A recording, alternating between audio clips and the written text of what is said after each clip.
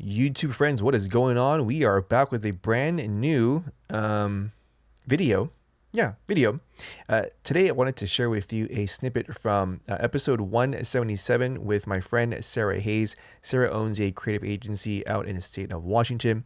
I wanted to get her story as far as how she got into filmmaking, production, but more specifically, things on the business side, right? As I feel like for a lot of small agency owners, creative agency owners, small production companies, could just be a one-man band, or even you and like two other people, and you want to know exactly, sort of someone else's story, right? How they started, how they got into the business, what were some of their challenges, and also how they were able to go from, say like $500 photo shoots to 30, 40, $50,000 projects. And Sarah specifically works in the outdoor adventure space, so you can think of like REI, things of that nature.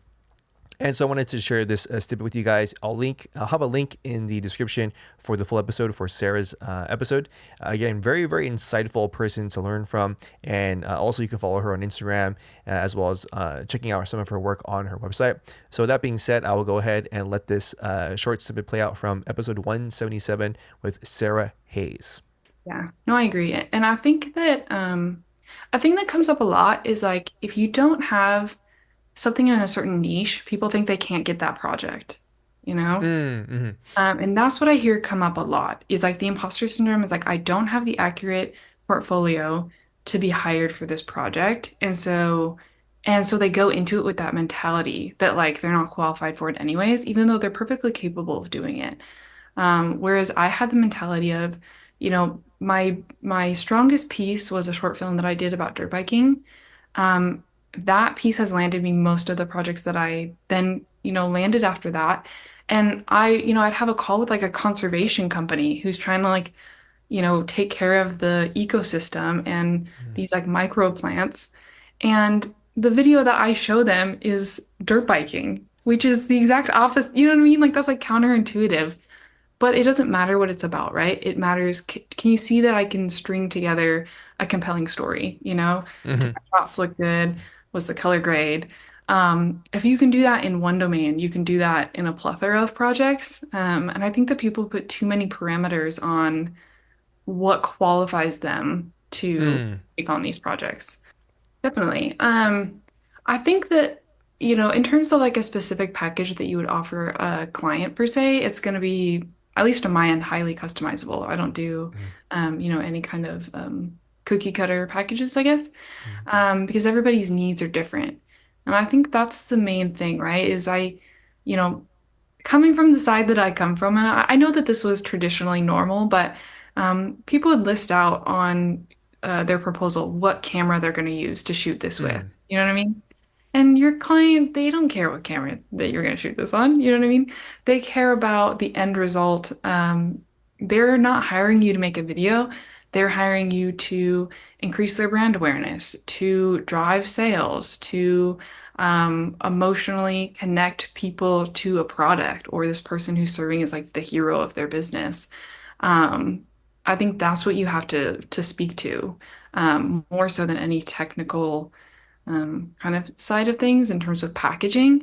So it's like you're packaging a solution for people and packaging it in words that speak directly to the problems that they're trying to solve, rather than what you need to internally know for your team and your crew of what you're doing. You know what I mean? Mm-hmm.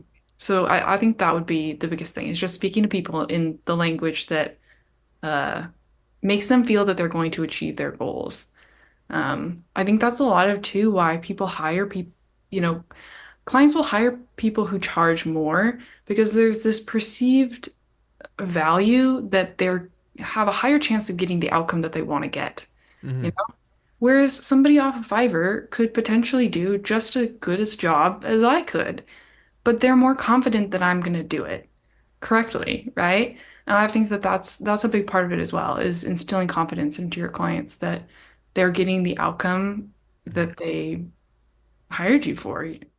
Alrighty, again, this is just a little snippet from Sarah's episode. I will have a link in the description for the full episode. It's about an hour or so. And again, these guest podcast episodes really are meant for you guys out there, right? To learn from, to be more educated about when it comes to not just creatively, cinematography, visuals, but also it's always great to hear from other directors and producers, other people who are either above you, could be slightly above you, or just a few steps above you, to start to learn, sort of what was their roadmap like, what was their path like. And again, everyone's path is different. That's the most beautiful thing. But you can take little gold nuggets from other people's journeys, from their successes and from their failures, learn from it, and then incorporate those items that might work for you in your journey, right? Because again, at the end of the day, as filmmakers, this channel is for filmmaking. This isn't just, gear reviews and things of that nature. Obviously, we do have the gear reviews, but it's really meant for filmmakers, right? Anyone in video production, that is wanting to elevate where they are in their career, right? Making and running a business at the end of the day, because it's fun when you can do what you love. But which again, if you watch and listen to the podcast episode, we talk about the difference between doing what you love and also the amount of work that takes, right? Because there's that saying that if you love what you do, you'll never work a day in your life. That's very, very not true. It's very untrue, right? If you love what you do, it always requires work, right? Anything worthwhile in life does require work. So again, I hope you guys enjoyed this little sneak peek. I'll have another one, another snippet from episode 178 with Anson and Co. I'm pretty sure you might know who that person is. If not, he's a big proponent for Lumix cameras and also Sigma cameras and lenses. So that'll be the next snippet. That being said, if you guys like this video, please leave it a thumbs up. I'd appreciate it. Please remember to subscribe to the YouTube channel for all the great content coming out, and I'll catch you guys in the next video.